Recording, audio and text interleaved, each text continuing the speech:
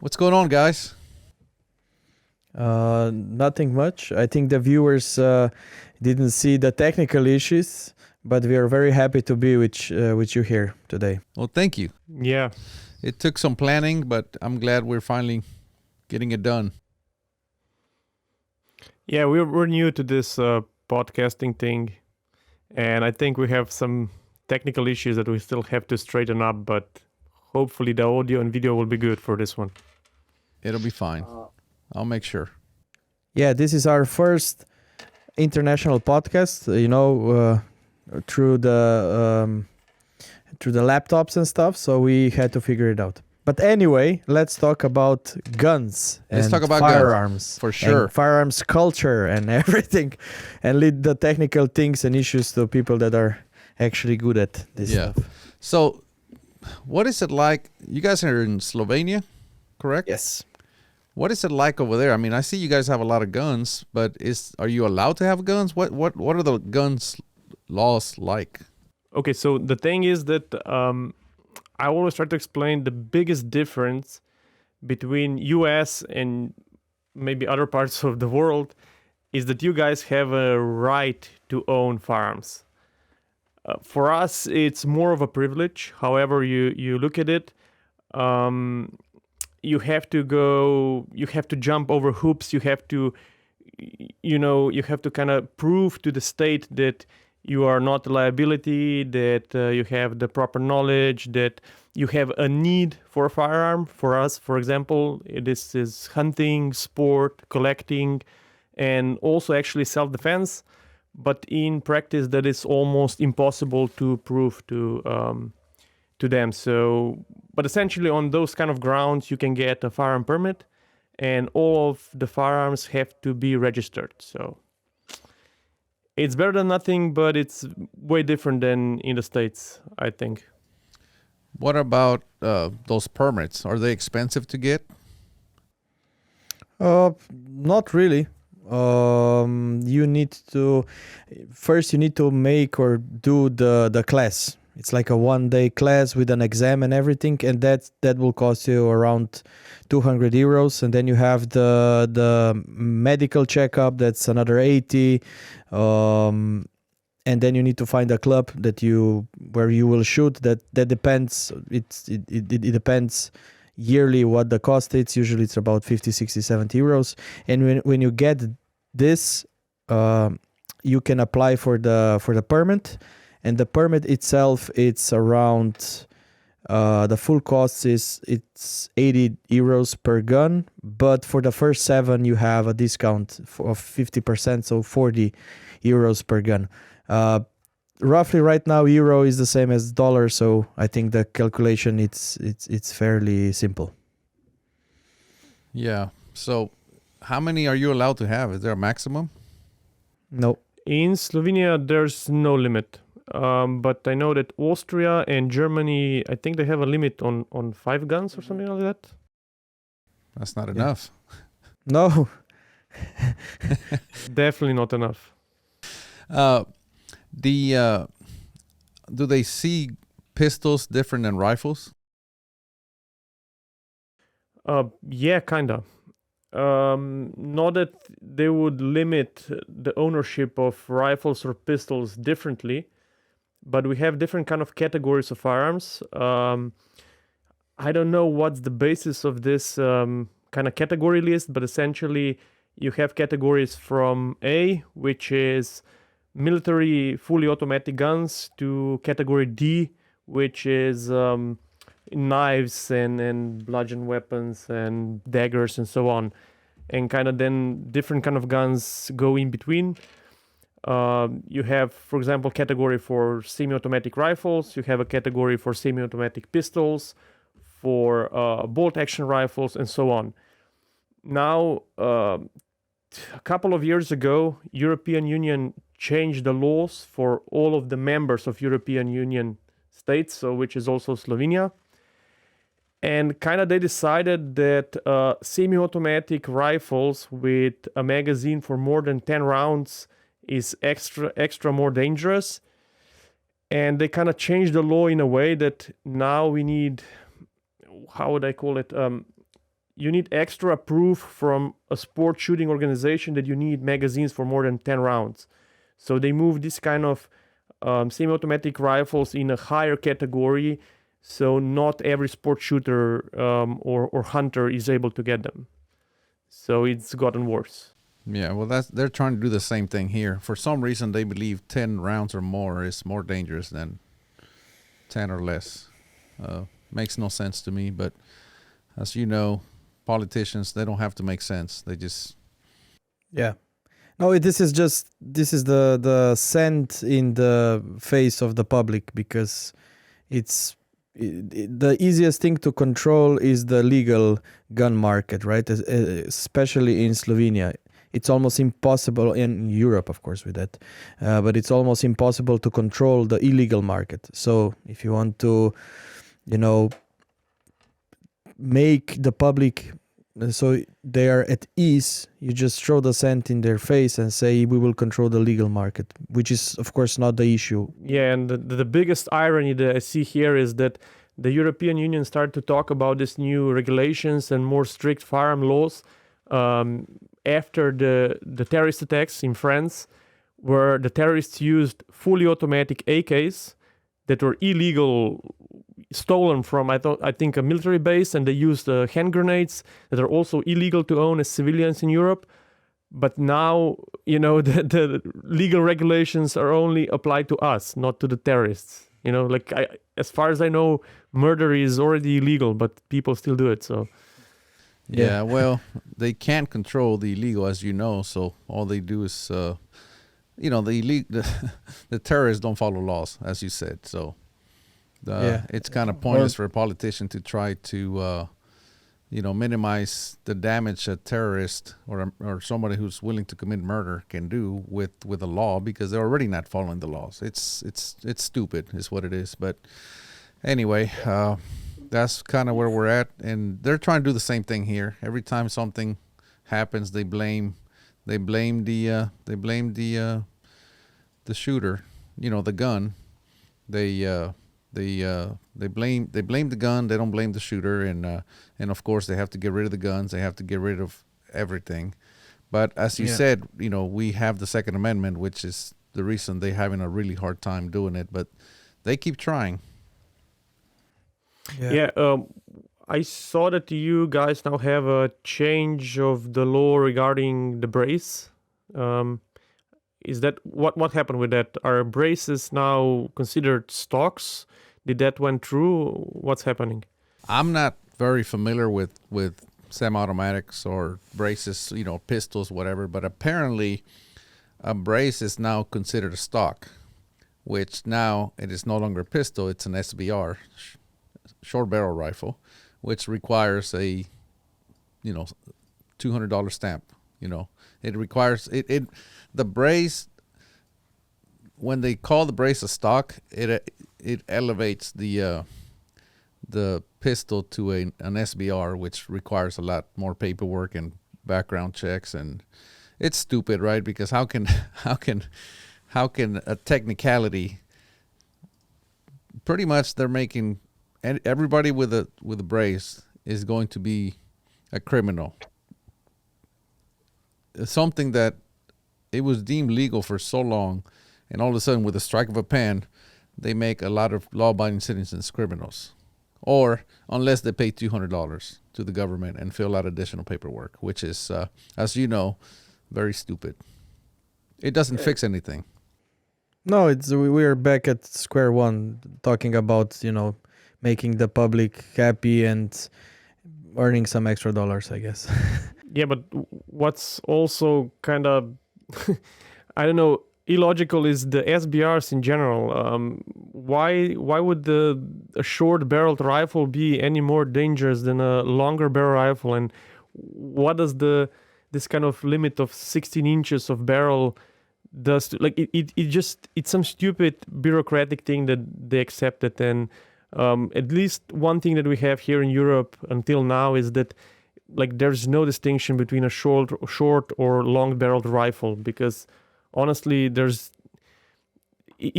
none of them is. I would even argue that longer barreled rifles could be more dangerous because they produce higher velocities and can do more in a sense of terminal ballistics. But you can hide the SBRs in your butthole, I guess, and it's more more concealed carry. No, but or it's only something. dangerous if there's a stock on it. Yeah. If you remove the stock, then it's okay. Yeah, but if you move the stock, you can hide it even easier, which goes True. against the previous argument that the shorter is more dangerous because it can be hidden. It's, again, we cannot apply logic to any of this because we'll never get there with logic. But anyway. Exactly. What we can, how we can conclude this topic is, I need to point out that in general, Slovenia is a very great country, not the very great country, but a great country regarding in Europe when it comes to firearms. I think we have one of the best laws. We have some stupid things like Giga said before, but in general we can be very happy about it because we can own unlimited semi-automatic firearms that are up to and including 50 caliber. So it's not bad. Yeah, I would say there's still a lot of points of improvement, but we are, I would say, near the top with Czech Republic, because there are many worse countries than ours regarding this. Not many best, but many worse. Well, good. Let's talk about you guys. How did you guys get into guns? My answer is simple. Yeah, it was me. Well, I it's a long story. I'll try to make it shorter. Even when I was a small kid, I was interested in guns, in technical stuff, in trucks, tractors, machines, and then, of course, if you combine those two, I was started to get interested about the military and all of the machines that the military has, and guns were just kind of an extension of that. And my father, he's a war veteran for the independence war of Slovenia. Kind of he always supported my interests and my hobbies. So we went to different kind of military bases, check out the tanks, check out the APCs, check out the weapons and so on. So this is kind of, I think, what started my interest about guns. And then later on, in my teen years, somehow, I think it was more as an kind of random event. We met some guy that was a legal firearm owner in Slovenia. And when I found out, like, I wanted to know everything about it, like, oh, real guns, can you own an AK? How can you shoot with it? I know, like, everything. I was like a small child again. So we kind of arranged a trip to the range. We did some shooting and I was hooked. From that point on, I just wanted to get my own guns, but I was not Legal age? Yeah, legal age. So I was underage still. So my father first went and did the process and get his firearm permit, bought some guns for him, and I used those guns to actually train. And I started with precision shooting. So handgun at 25 meters and military semi-automatic rifle at 100 meters. Okay. That's the start. Well, that's not a bad start. So that's how it starts. At what point does the sickness get to critical levels? I can answer that. I started much later than Giga. I started I think I bought my first piece in 2016. So in my mid-20s, I would say. And I think the sickness starts with the first piece. Because now when I talk with people that want to start shooting and they bought their first handgun, one of my friends bought a really cool, like 500-600 euro safe for a handgun. And I said, why did you buy that thing, right? You need the big safe also for rifle. No, I talked with my wife. I will just have a handgun. And I said, no, you will not, because this is how it starts and it never stops. You always need another piece. And he's like, no, I'm not like that. 1 month later, he bought a rifle and he said to me, I'm sorry, you were right. And I think it starts with the first legal firearm that you own. Like at least it did for me, because then I was just like, okay, now I need a rifle, got that. Now I need a shotgun, got that. Now I need a 22 for fun, got that, etc., etc. That's exactly right. It starts. You don't even know it starts with the first piece. You kind of try to fool yourself in thinking like, oh, I need one quality handgun, one quality rifle, then maybe some bolt action for longer distance, and then of course 22. And then when you do the whole circle, you realize that your rifle is not good enough for what you are doing. So you need also one rifle for IPSC shooting, one rifle for tactical stuff, and just it never ends. But when you have everything, you kind of see what the next piece you have, because you don't have that. And right now I'm at that lever action. This is something that, I think everybody should have. I don't know why. So that's probably my next piece, my next dream. Lever action. Lever action, huh? I don't have one of those. The one thing that I just build my own stuff. I build everything. But I was at SHOT Show, and I looked into air rifles, and my goodness, how far they have come along. These things are amazing. So I ordered an air rifle. So that's the next thing that I'm getting. But should be fun. What caliber? 25. I'm asking because, funny enough, we have in Slovenia we have one guy that produces high quality air rifle ammunition. I think his company is now worldwide known. And yeah, like that's how we learned that air rifles are now completely different thing than they were a couple of years ago. They are shooting it at distances of 100 meters even, and some of them are even more accurate and have way more power than, for example, like a 22 long rifle. It's crazy. Yeah. When I was looking at them, they asked me, what I wanted. I said, I have no idea what I want. They said, well, what do you want to do? I said, I want to put all shots through one hole at 100 yards. They said, okay, we have this one. This is what you need. And I ordered it, and I'm just waiting. But it's crazy the kind of speeds that you can get out of a air rifle. And I mean, they have some that are big enough for hunting, like 50 calibers. Oh yeah. Crazy. We did a video where we shot, I think it was a 45 and a 50 caliber air rifle for a video that we did. I never shot with it before. I wasn't even aware that it existed, and for the video I was not expecting that this has more energy than a 9mm round from a handgun. And my first mistake was I didn't put any ear protection on. Oh, it's an air rifle. That thing is fucking loud. And the bullets are on some of the air rifles can go supersonic. It blew me away. That thing is very, very powerful. And again, the irony is, legally, those air rifles are way easier to get than any firearms here in Slovenia, for example. Yeah. Well, maybe we should stop talking about how good they are and how powerful they are. Yeah, before a politician sees this. I had a customer that emailed me. He wanted a tuner brake. Well, he wanted a tuner brake, but he wanted it with a special thread. And I said, well, we don't make that. And he says, well, I got to have it because I'm going to the Benchers Nationals in Phoenix, Arizona.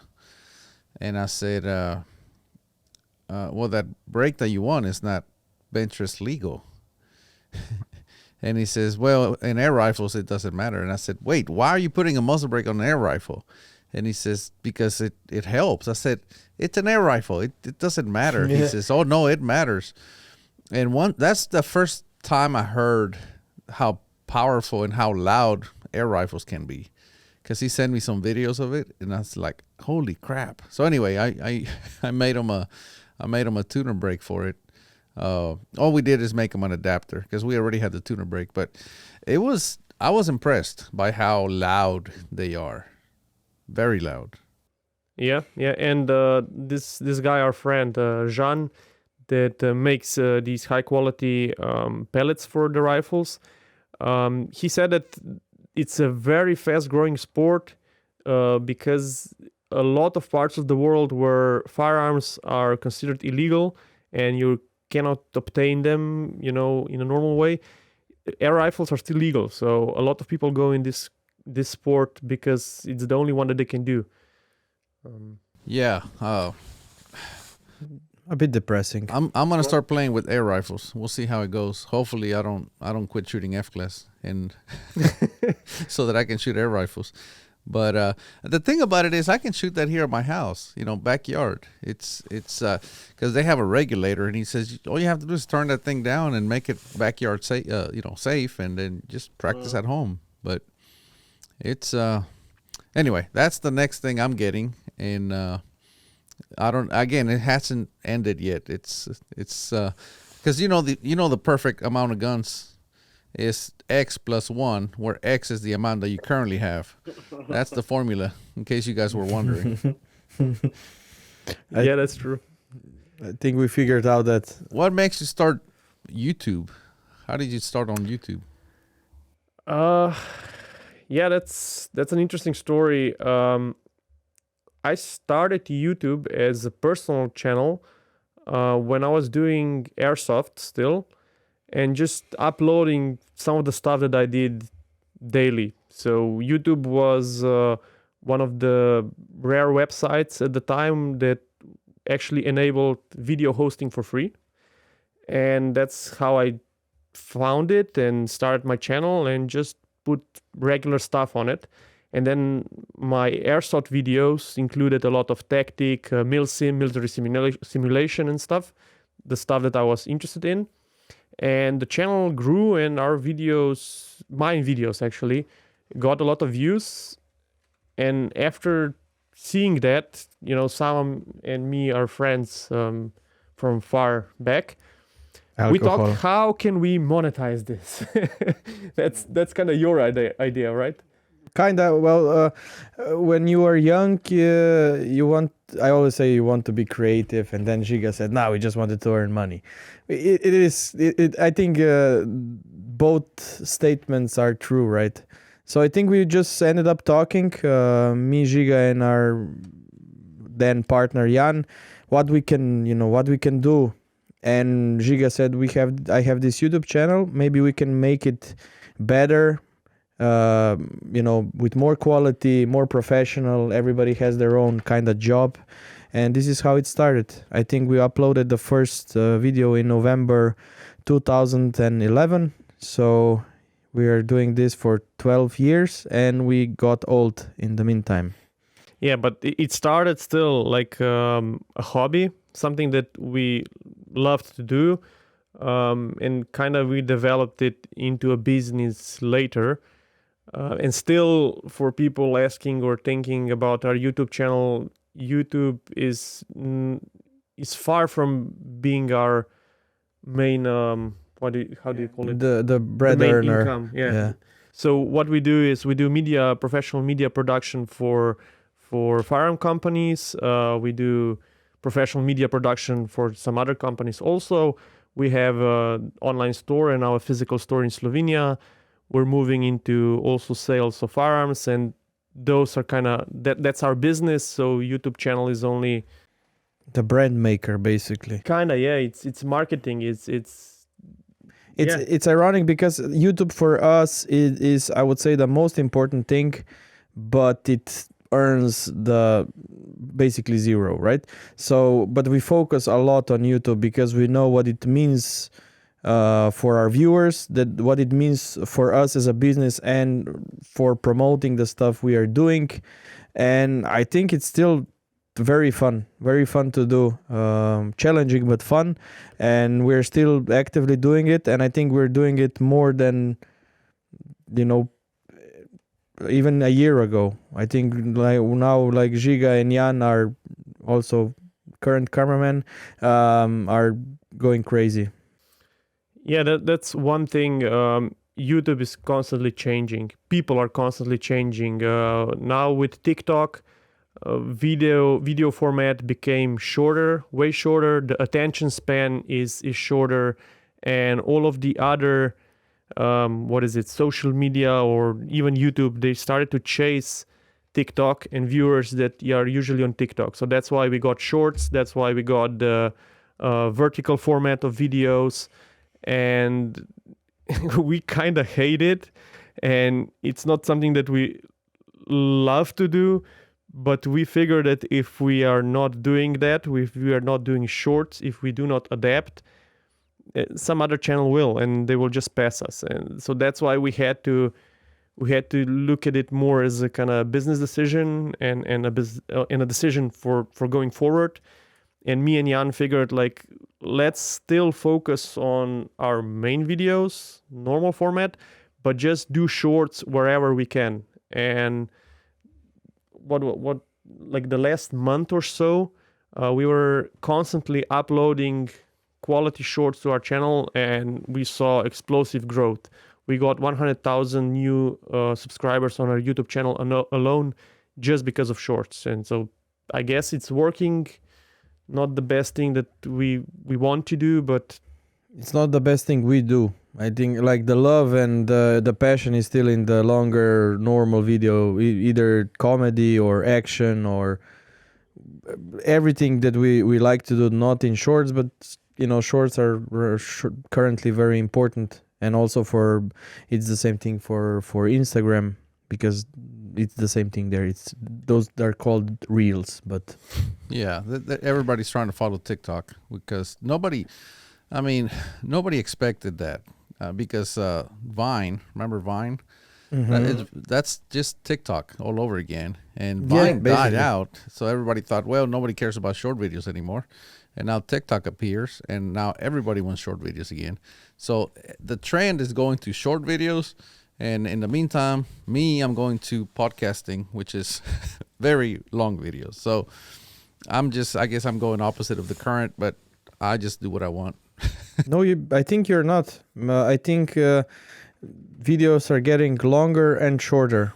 With that, I mean that there is a huge market for podcasts. That's why we're also starting podcasts, because I think people are, switching, and let's say in a car, they're switching from radio to podcasts. And when they're cleaning their house, they don't, watch TV or have the TV turned on, but they want to educate themselves, and they're listening to podcasts. So I think the market for podcasts is growing and growing and growing.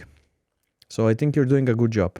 Thank you. I enjoy podcasting simply because I get to talk to people like you guys. Like I have amazing conversations with just so many different people that you couldn't do on a short, well, I'm going to call it short format video, like 10 to 15 minutes on YouTube. You just can't get enough information into 10 or 15 minutes to really unpack.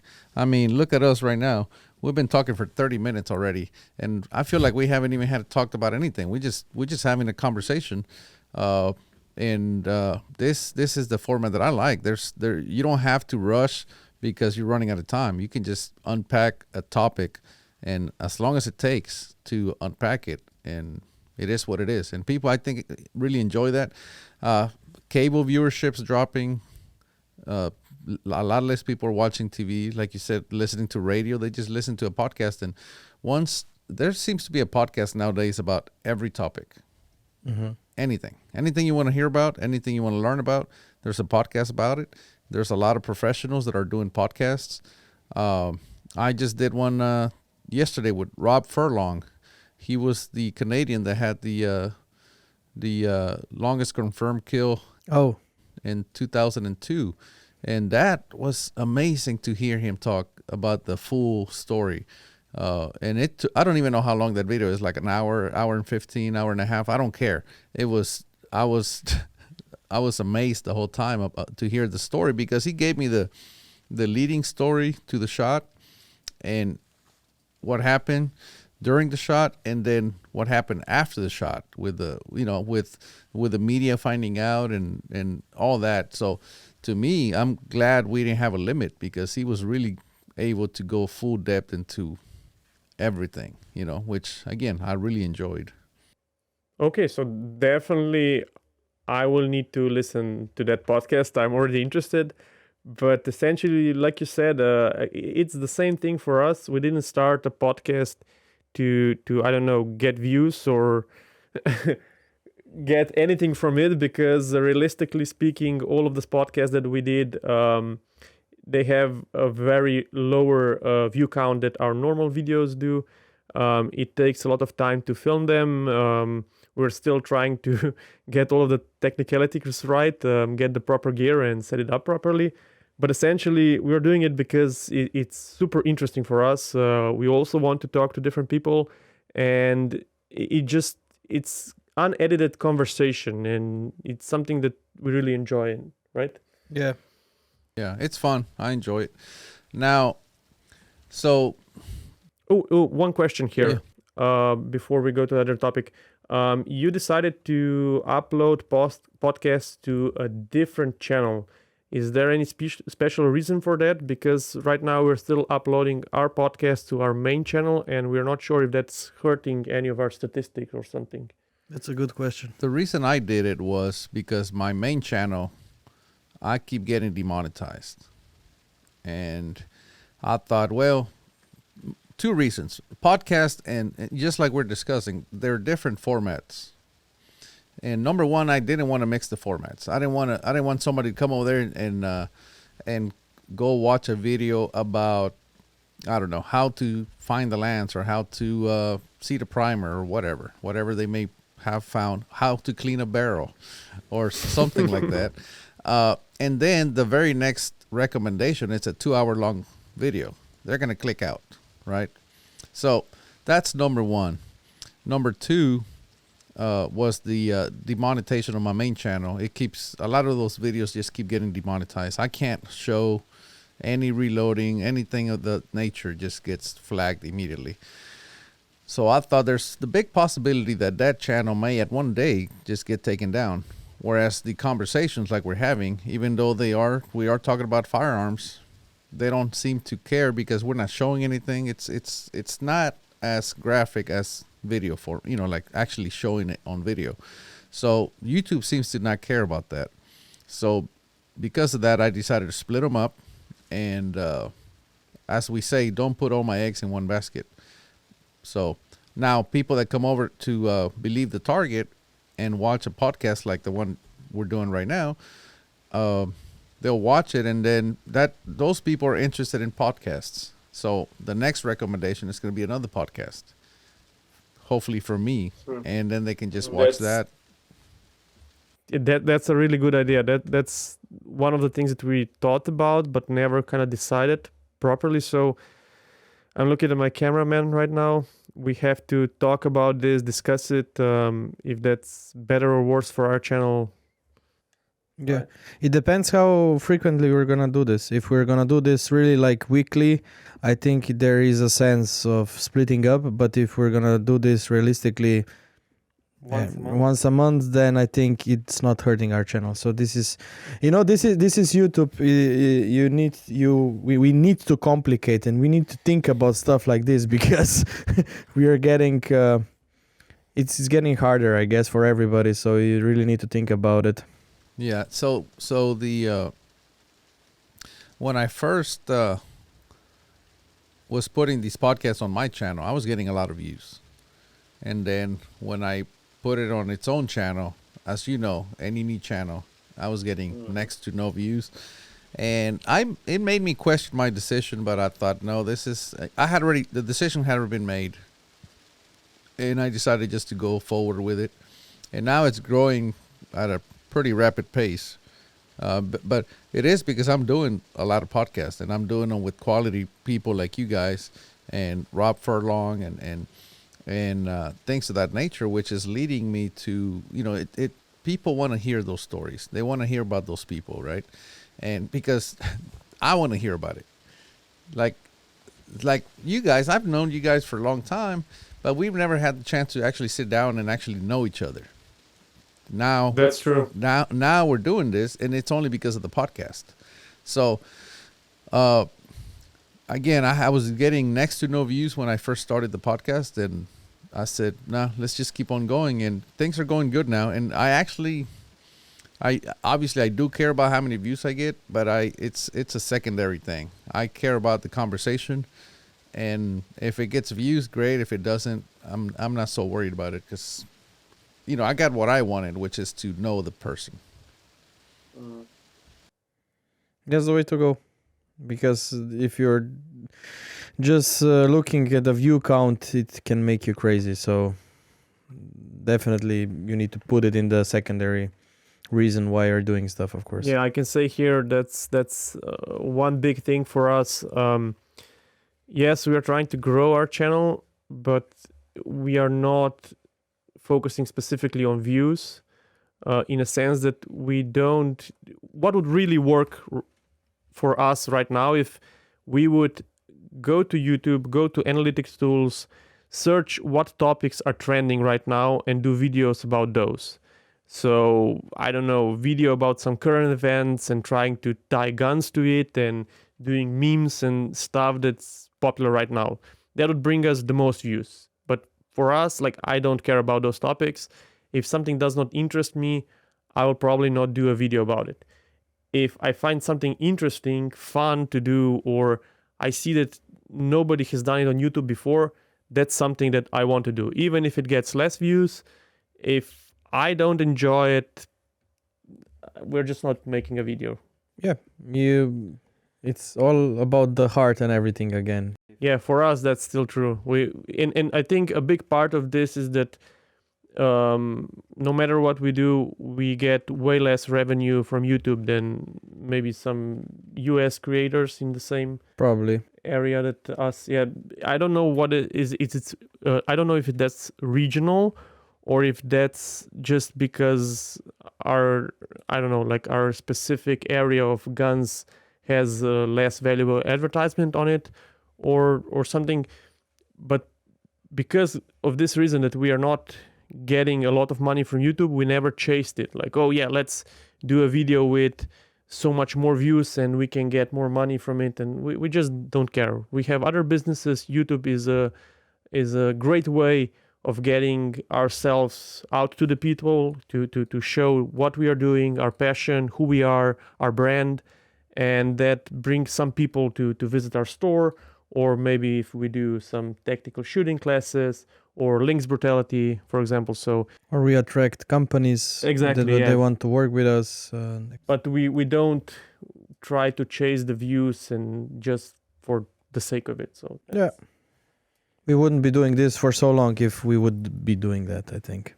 Well, I think if you really wanted to do views, all you have to do is copy channels that are already very successful, like Demolition Ranch. That's the most successful gun channel on YouTube.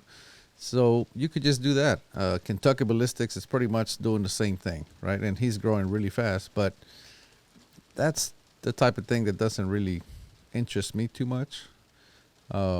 So, I like to do my thing, and that's it. If people like to watch it, great. And if they don't, well, oh well. Yeah, I have my theory about that. Demolition Ranch and Kentucky Ballistics, they both have kind of good personalities, or their characters that they play on video, and that makes a lot of it. It's not just like shooting at trash or shooting at, I don't know how many laptop screens 50 BMG can go through. Yeah, sure, that brings some people to the video, but I think it's also their personalities, how they do videos. That's one point. And the second point is that because they kind of make the videos very simple, fun, enjoying to watch, those are also appropriate and interesting for non-shooters. So they can reach a bigger audience, maybe younger people, maybe people that don't know anything about guns, and they are then amazed by a 50 cal rifle shooting at something at 100 meters. For me, yeah, sometimes I actually watch Demolition Ranch videos just to see what happens. I have to admit that, but I'm kind of on the same point with you. It's no added value, it's just entertainment. But I get it. I get what they do. We did a series of videos trying to shoot at stuff to see if AK will pass through it or not. but we had kind of a different kind of view, because I heard stories from Croatian military, from the Croatian War, where someone got hit in his tactical vest, and he had loaded AK mags on his chest, right? And the bullet was stopped by the magazine, and the rounds inside. And we were interested to see, what happens. Do the rounds really stop the bullet? Will the rounds explode, and so on? So this kind of things are more interesting to me, not just shooting at random trash. Yeah, but the other end, I would add that they are they're a good promotion for the sport, I would say. Oh yeah, and I think, like, at least from my point of view, like, I think shooting is still a taboo around the world, and creators like him and Garen Tom and Brandon, because they do stuff in a very, like, easy, happy kind of way, I think they are very good promoters for like beginners, and for for everybody to see that it's not a taboo. So I applaud them. Yeah, no, they do good work, and you're right. They have great personalities, and they are good for the sport. I mean, they promote gun manufacturers, which means a lot of more people like to see the toys, and then they go buy them, and that just keeps the machine going. I don't know. Somebody could take this. It's really not that difficult if you think about it. For example, if somebody was to come to me and said, Eric, I want to hire you to make a successful YouTube channel, right? Like, let's say a company, or even if I wanted to do it, if I were to say, you know what, I'm going to have a very successful YouTube channel. I'm going to start from scratch, right? Well, you would, and it has to be a gun related channel, right? So number one, do what Demolition Ranch does, right? Do what Mr. Beast does. Give away a lot of stuff, right? And hosted by a beautiful woman. Yeah, that's one thing that we realized quite early, is that all of our videos, doesn't matter what they are. If Mansa is in our videos, it just immediately gets more views, more interactions. It's the target audience is what, 99.5% male still. Yeah, and a male human being is quite stupid when it comes to females. Well, you click on it, you know what it's gonna be, but you still click on it. It's like, genetics.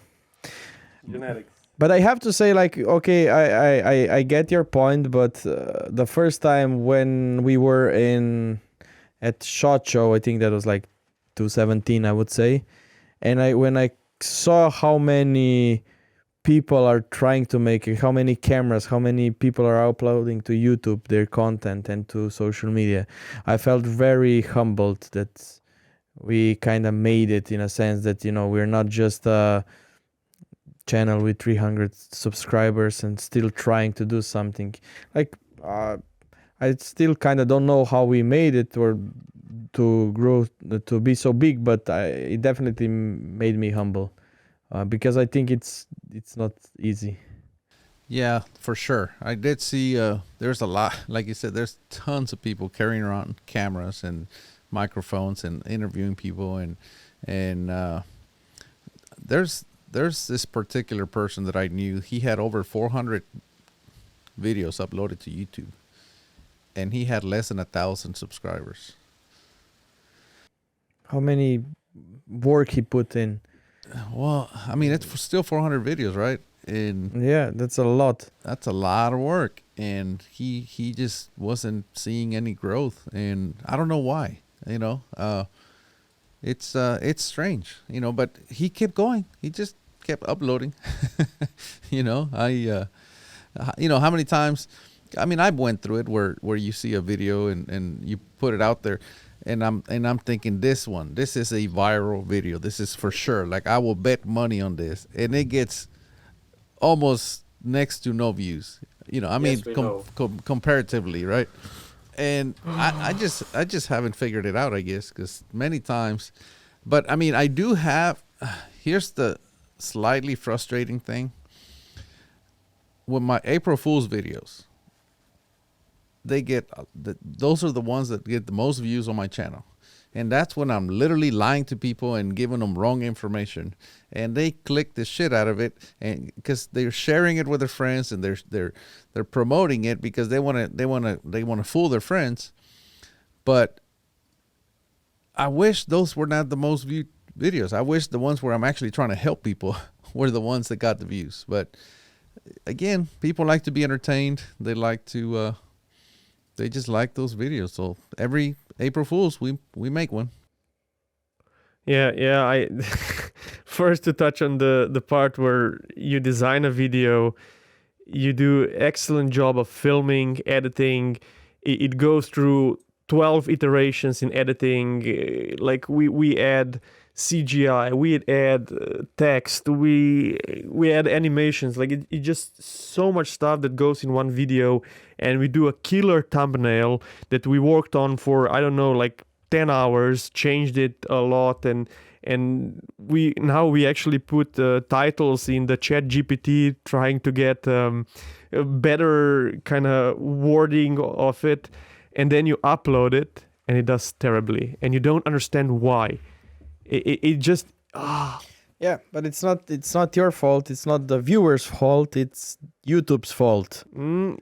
Yes and no. Yes and no. The thing is that YouTube has certain algorithms and certain features that can make or break your video. That is definitely true. But at the end, YouTube algorithm is not something that will decide if it will push your video or not. Essentially, it depends on the viewers. If the viewers interact with your videos, if they see the thumbnail and click on your video, and then if they watch the whole video and leave a comment, that means for YouTube, that's really good engagement, that your video is appealing, that it brought some interest to the viewer.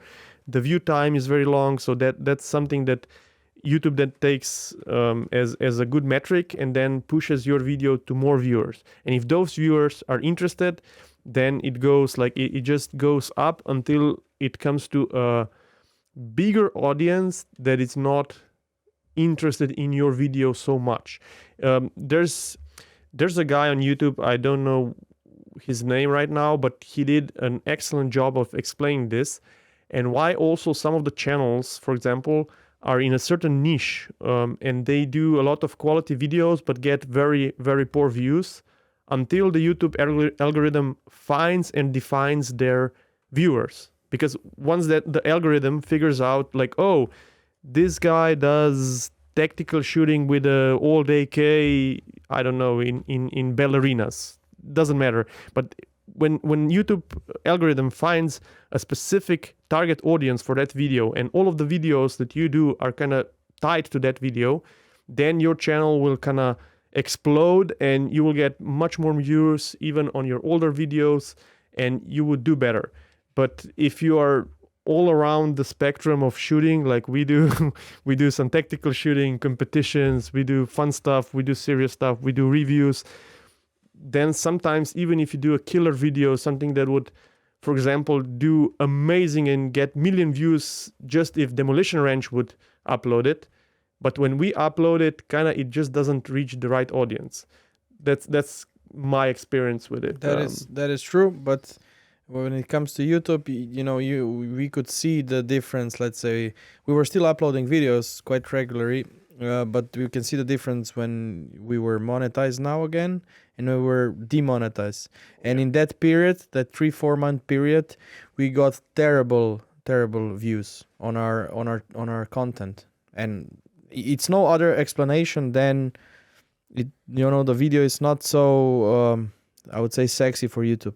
No, yeah, the thing is, YouTube is looking at video content as a way to earn money, or at least get back for the video streaming cost.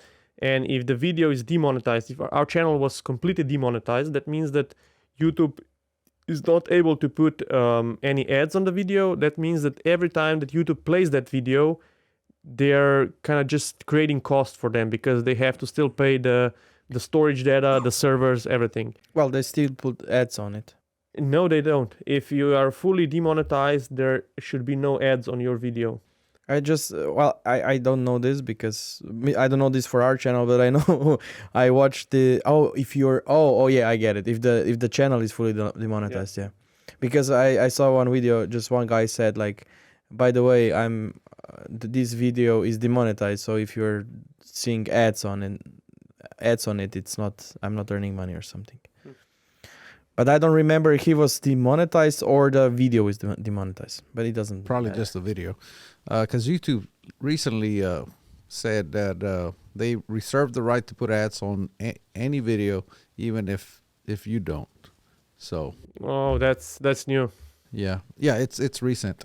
Now, why did you guys get demonetized? Because of reasons. Don't you know? We don't know. We don't know. We were actually one of the first ones that received YouTube community guideline strikes because of showing a suppressor being attached to a gun. And it was last year, I think in November. So 3 of our videos were deleted. First one was a warning. Second one was something, I don't know. And then the third one was a strike. And I think it was a week or 2 after that, our whole channel was demonetized. And of course, we did the official appeal. We did a 1-minute appeal video as per their instructions. And we submitted that. And YouTube should reply in 20 days. And they did not. And I was just really stubborn, and I was just writing to them almost every second day until after 3 months, we were like, our case was, it was kind of, I think our case was escalated. I don't know if that's the right word, but it was escalated from some normal kind of YouTube customer service to a higher up. And we were actually able to book a call with someone at YouTube. And then that guy said like, look, I cannot give you any specifics about your case. He didn't even have any information, but he said that at least one thing that he can do, he can kind of push it forward to be reviewed as soon as possible and make sure that an actual person will review it. And that did it for us. It was just monetized back again in a couple of days, and that's it. No feedback, nothing that would tell us what we did wrong. We didn't change anything on our channel. The videos stay the same. The links stay the same. Yeah, and the point here was that we actually said to them in the video, and when I was on the call with the guy, we want to comply. We get this is a private, enterprise. You have your own rules, whatever. We're not breaking any local or, EU laws or whatever. We're doing everything legal, but we really want to know what we're doing wrong, so we know for later on that we avoid that, so we don't have any problems. So you don't have problems with us, and we don't have problems with YouTube. And we still don't know any answers. So they intentionally don't want to give any feedback on what exactly is the issue. And maybe to continue this topic, just recently I spoke with Ian from Forgotten Weapons. He and a couple of bigger YouTubers spoke together, and I think Brandon Herrera and some other bigger YouTube channel, they spoke with their YouTube representatives. I guess some US channels get those. We don't. we are just too foreign, I guess. And they were able to achieve that Ian's community guideline strike was removed, and I think Kit Badger's channel was reinstated. Both of them had a couple of strikes because of showing a suppressor being attached to a firearm. We got a strike for that in November. For us, it was like we appealed, but even in 5 minutes after the appeal, it was rejected immediately, despite the video that we appealed was 15 minutes long. So that means that even if that was really a person, which I highly doubt it, YouTube claims that it was reviewed by person, that person didn't watch the video. You cannot watch a 15-minute video in 5 minutes. So the thing is that if you're powerful enough, if you have enough viewers, if you have good connection at YouTube, I think you can do something. But now, okay, Ian from Forgotten Weapons got his strike removed. What about us? Like, I can now... I actually wrote to YouTube about this, and it's impossible. Like, you only get this kind of, I don't know, maybe machine replies. I think it's AI doing the replies. I doubt it's a real person because all of the replies kind of read the same. It's really hard to work with YouTube. It's kind of discriminating, by the way. Maybe we should start with that. Like, Yeah. we are foreign. Yeah. And they are discriminating against It us is. because we are not US citizens. We don't have a representative, even though we should have by the numbers of subscribers. We don't get the same amount of money per video or per view because of reasons. And we don't get, same reviews, I guess. So Maybe we should also mention that we identify ourselves as other helicopters. It's helicopters. My channel identifies as an art Let's channel. not go too much in politics. Our channel? Yeah, my channel is going to start identifying as a fishing channel going forward. Your fishing targets. Yeah. So let's go back real quick and talk about the viewer interaction and how important that is.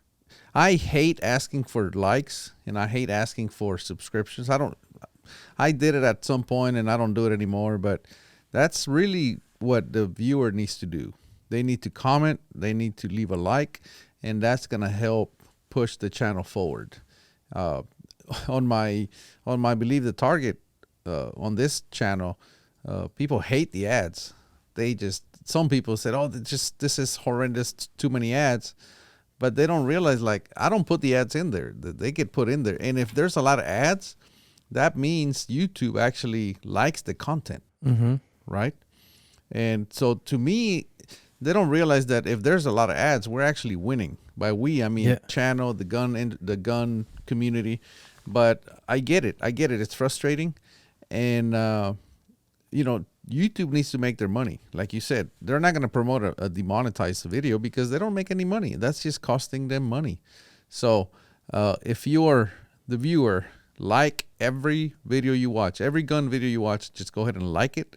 And if you can, leave a comment, just whatever, good job or for the algorithm. And you're doing enough.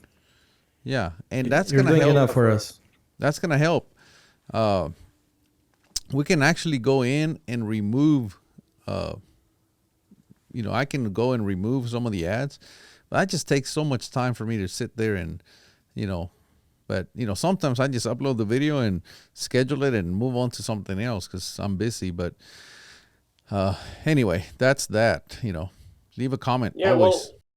Well, one thing with the ads, like if some of the viewers, if they really hate it, there's ad block extensions and stuff that they can use. But regarding the interaction from the viewers, I kind of agree with you. We don't like to ask for, leave a like, leave a comment, whatever. But this kind of interaction is very important. But now we are kind of looking at it from a different perspective. So instead of just going the lazy route and just like asking, can you like this video? That first may not be so effective. And the second thing, you are now also destroying your view time, because if you watch the view time under your videos, you will see that people click away for just the smaller things. Our intro, for example, is 2-3 seconds long. If we put the whole intro in the video, people will click away. They will stop watching. So view time is now important. And one thing that we noticed is that people love drama and you telling wrong things, or you telling things that are kind of controversial. So people like to correct you in the comments, or they like to start a fight or tell you that you are wrong. That's maybe we should talk about barrel cleaning if you want to talk about Yeah. controversial topics. Yeah. I would love to. I'm waiting for this topic to. All right, let's get onto barrel start. cleaning. Let's get into barrel cleaning. We talked, we've been at it for exactly an hour, and I feel like we just been getting to know each other. So let's talk about barrel cleaning because you guys made a video Okay. talking about Eric cleans barrels. He's an idiot. You didn't say that, but we gotta have a little drama for the viewer, so they can go watch your channel to see or your video, so they can find out where you called me an idiot. A little bit of clickbait, but anyway. So the point is, you guys did a video on cleaning. Now, did that get good views?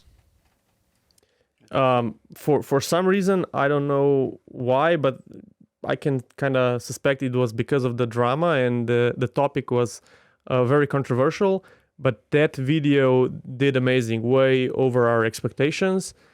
And it's good that we talked before going to this topic, because I know that you know this, but a lot of viewers don't realize that the title is clickbait. The kind of the everything that we do has to be strong opinions, and it has to convince the viewer, someone that doesn't know anything about rifles, for example, to click on the video. So we could do a proper title saying that, like cleaning the barrel of your precision rifle will help if you are this kind of shooter, would not help if you are a different kind of shooter.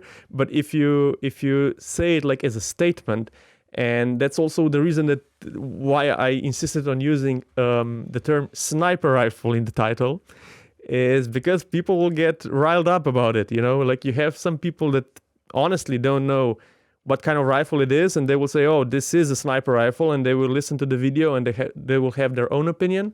And then you will have a lot of advanced shooters that will tell you that that's not a sniper rifle, and that, the cleaning is important and so on, and you get more engagement. So And then you have people like me just, agreeing with the title and just like, okay, I don't need to clean. I was actually right. You do not need to clean anything, because my way of cleaning is I go to the range and then I come home and I put it in the safe. And then if I'm maybe really, really, really bored, then I clean the barrels.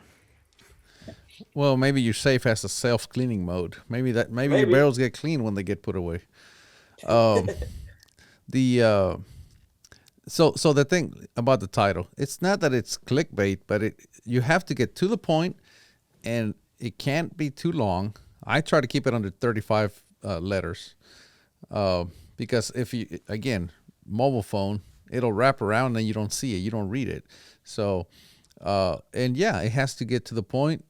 It has to be engaging, and it has to have a little bit of drama in there, and that's it. Because, like I said, my videos that I do for April Fools, they get the most engagement, the most views, because people will jump on and go, "There's no way this is true," and then they jump on, and one thing I have learned with those videos is that people will comment before they finish watching the video. As they're watching, they will pause and comment. Because when I release those videos, I've had people go, "You're an idiot. 3-jaw chucks are the worst chuck that you can use on a lathe." And then they leave another comment, "You're such an idiot. Harbor Freight does not make precision lathes. That's just a name that they gave it to sell it to you. You're such an idiot." And then the next comment is, "You just damaged that bullet when you squeezed it. That's the stupidest thing you could have done." And then they'll leave another comment. "Oh crap, you got me. Good one. April Fools." But they will comment and comment and comment and comment, and that's a lot of engagement, right? So YouTube sees that, and YouTube goes, "Oh, people like this." And what do they do after they're done watching it? After I got them, they share it with their friends. "Hey, check this out." Or they'll go on Facebook and share it with a group of gun enthusiasts and go, "Hey, check this out. This is what I'm doing next." So just a lot of engagement that goes on, and that's what we need to do. That's what the viewer needs to do with the regular videos. As you're watching, comment, like, just engage with the video, and they'll do well. Yeah, and the engagement, why those kind of videos have much more engagement is because you get an emotional response from your viewer. And the reality is that the viewer's emotional response of being mad at something is much stronger than being happy or pleased with the video. So when people get mad, they want to correct you. They want to, tell their side of the story or their experience with it. And that's why those kind of videos get more engagement, however you do it. And the other thing that we noticed, which might also, well, I'm pretty sure that also applies to some of your April 1st videos, is that you kinda expect that your viewers know what you're talking about. And that was the case for us. We do a lot of shooting, tactical shooting, sport shooting, competitions, so many stuff. Like, I read about it. I'm doing stuff on the range. I'm trying different techniques. I have experience with a lot of different guns. And then when I do a video, I just automatically think that people that are watching the video know what I'm talking about. And it's not just very advanced stuff. Even, for example, just, I don't know, pressing the trigger on a handgun. What do you have to focus on? Front sight, target, whatever. This kind of like very basic things. A lot of people do not know it. And if you make a joke about it, like, a lot of viewers will not get it. They will think that you're serious about it. That's my experience. So I bet that a lot of people saw your April 1st videos, and I think they are, I don't know, shaving bullets at home and doing stuff to them, just trying it out. I can imagine that. When I made the first one, I had not said April Fools at the end. I thought to myself, well, they know. And then I thought about it. I said, I better do this again and make sure that I say April Fools, because somebody's going to go and ruin 1,000 or 2,000 bullets, and then they're going to blame me or whatever, So, I had to go back and make sure. And every time we make a video like that, I have to make sure that I say it's a joke, April Fools. I had a machinist, supposedly a machinist, message me, and he was asking me about what size drill to use for a 6mm. And I said, well, you need to go watch the video. And he's like, okay. And then he goes, I already watched it. I said, well, you need to watch it again. So he goes or he comes back and sends me another message. He goes, okay, I watched it. Are you going to answer my question now? I said, well, I will when you watch the video. And he finally got frustrated and says, this is bullshit. You just want me to go watch that video 1,000,000 times for views. And I said, okay, fine. Go watch the end of the video. And he was so mad that I don't think he was willing to do that. I finally had to tell him, I said, that was an April Fool's video. Because I know what it was. He goes, I saw it already. I'm like, no, you haven't. I'm like, and that's why he was getting upset, because I kept saying, you haven't seen it. Watch the whole thing. And he said, I did. I said, no, you haven't. Because I knew if he had, he wouldn't be asking me that question. But yes, there's a lot of people that have messaged me and asked me, well, you do know I shoot for Capstone, Berger, Lapua, and Vitavori and all them. So because of that, I have a pretty close communication with Berger. Somebody was emailing Berger, asking him, sending them links to my video and asking them if how come they don't just do that from the factory? Why did I have to do it as a separate step? Yeah. So Berger's emailing me going, look at what you're doing out there. And I said, it was a joke. Yeah, but I can tell you the our most absurd example would probably we did the grip clamp C video, where instead of holding the gun like this, or like the C clamp grip that was made popular by Chris Costa, we said like, oh, we do the grip clamp C, like grabbing the rifle like this, and we did a whole video about it, and it was obviously a joke. It had, I don't know, was it to me it was a complete joke. It was a funny thing to do.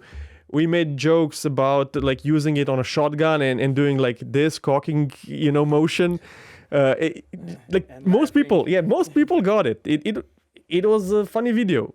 We still get serious comments on that video. People saying like, "Oh, but can you shoot like that in some other way, or can I use it on my MP5?" Or just like you see that some people just don't get it, and yeah, like I would at first I would say, "Oh yeah, like those are some stupid guys," but if you look at the amount of people that do not get jokes over the internet, you have to think about it. And when you think about it, then you realize that, you don't only have shooters as audience, you also have non-shooters, you have people from, I don't know, countries that do not allow firearms, or maybe you have younger viewers, and they just don't know enough about this topic that they would immediately see that it's a joke. So Yeah, but I think that's normal. It's the same with any topic. well, the best one I just remembered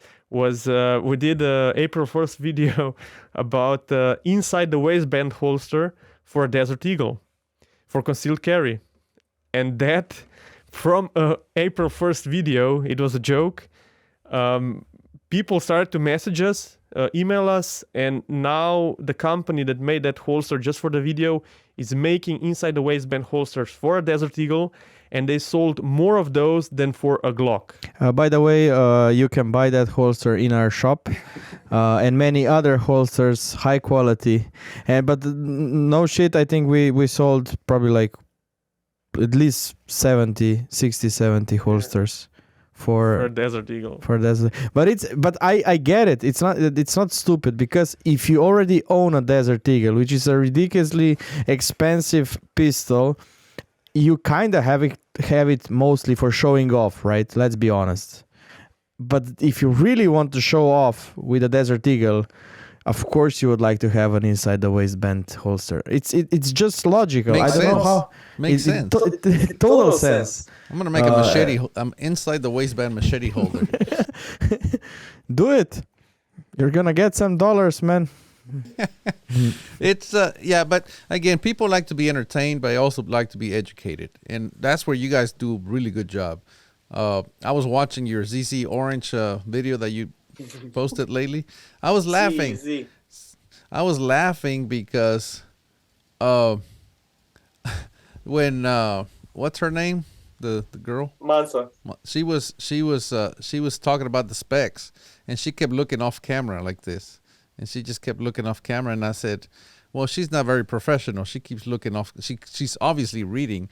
And then when they showed you going like that, pointing, I laughed because I had already noticed. I had already picked up on it. She made it obvious enough that it was kind of cringe. I was cringing a bit. And when he showed you pointing at the notes, I started laughing because I said, that is so clever. That's so good, because it was very engaging when. So it was a little trick there. When you're shooting this thing, like, because you're trying to use it as a tactical gun, right? So many people in the comments are arguing with us that it's not a tactical gun. So again, some people just don't get it. But that's good for us, basically. So it's fine. Engagement. Yeah. But it's fun stuff. But the point is, they like to be entertained. They like to be educated. If you can manage to do those two together and do it in a good way, and people are going to watch, and people are going to engage with the content, and that's it.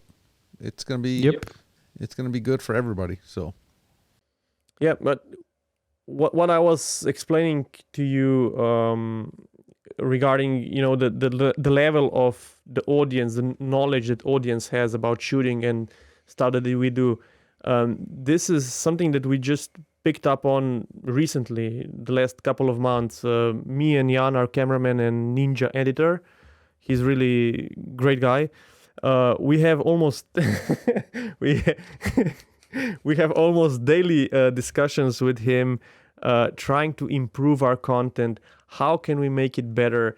And this is now one of our goals that we want to do. So like the CZ video or our like hand grenade video, we're trying to make the video shorter with more dense information, make it more entertaining, but also thinking about people that are non-shooters or people that are new shooters that know nothing about guns. So trying to I don't want to dumb down the content, but we have to think about those people and include maybe some explanations that are simple, that first explain what is the, I don't know, like why is it important that it has a single action trigger or a double action trigger? What is a double action trigger? You know, like for me, I take this as granted. I know exactly what that is, but for a lot of new shooters, they don't understand the difference between double action, single action, double action only, striker fired handgun, whatever. So we are trying to include that in our videos more, thinking about viewers that are not that knowledgeable about guns, but also still keeping the level of knowledge high for people that are familiar with the guns, of course. So it's it will be quite a challenge. It's more work to do this kind of videos and to keep it just flowing for the whole video to keep the engagement up. But I think it's the videos are doing great. But what I wanted to add here is that when I watch similar videos, when they really start from zero, and I know already a lot about the topic, I am satisfied if then, you know, also the knowledge that I was looking for comes. You know, you're not kind of mad that it starts at zero. You're just like happy then you got to know something new, and also the, let's say, basic viewer is satisfied because it starts from zero. So I think you guys are doing a good job satisfying both of the both of the parties, because I know, I would say a lot about guns, but I would say I'm an above average gun owner. But when it comes to grenades, like, I do not care about them, and I get it. Because you read so much about it, you automatically assume that people know a lot about grenades. I don't. Like, I don't care, but I'm happy that now I know because I watched his video. They go boom. Yeah, well, there you go. It's that easy. But anyway, well, yeah, like I said, got to keep it engaging, got to keep it educational. And I run into the same problems with a lot of my videos. I'll say, you know, this load has a very low ES. People go, what the hell is an ES? And I'm like, oh, I mean, I thought everybody knew that. And now I have to think a little more when I explain, because it doesn't take me any longer to say extreme spread. But when I don't do anything scripted. I shoot from the hip, and I just talk the way I normally talk, and I sometimes forget to stop. So now my editor, that's going to be his job, is to every time he sees something that he doesn't understand or he thinks I should explain it, he can just put some text in there and say, yes, it's extreme spread. Yep, Whatever. Yep. That's one thing. Yeah, exactly. That's for example, Samo, I think, doesn't know what extreme spread is. No. I probably wouldn't know 2 years ago. So, But what I wanted to add is me, because I just bought my first sniper rifle. It's like it's a 6.5 Creedmoor. It's a basic like Hova with some basic MDT chassis, whatever. But if I would, when I see your content, I immediately think like, oh, this is too advanced for me, you know, as a viewer. So if you dial it down a notch, you know, and just explain also the basics, then, you know. But you also don't reload. No. But or clean barrels. Yeah, no, but yes, but then I see if you see. But what I wanted to say is that then the channels that I'm watching are limited just because some of the channels are too high. I think too intelligent for me. Let's put it this way. Very honest. It's the channel's fault. Yeah, no, it's kind of my fault. No, But you need to bring I it get closer it. to me. I get it. I would have a much broader viewership if I started from basic and worked my way all the way to advanced, because I obviously have the advanced. I just need, and I know the basic, but I just assume that everybody knows it. That's my problem. But I just wanted to add that then we are back at the beginning, that you are doing this first for yourself and because this is fun for you, and second for the viewers and everything else. So if you stick to your, like we do, we also stick to our game plan because we like what we're doing, and then think about viewers. So you don't want viewers like me. This is what I wanted to say. I do. Anyway, guys, this has been great. Great conversation. Very fun. We need to do it again because there's so much to talk about that I don't think we even touched on. Yeah, I think we left all of the spicy topics for the next podcast. Yeah, whatever those topics are, we'll cover them next time. We can talk about tuners next time. You want to talk about controversial topics?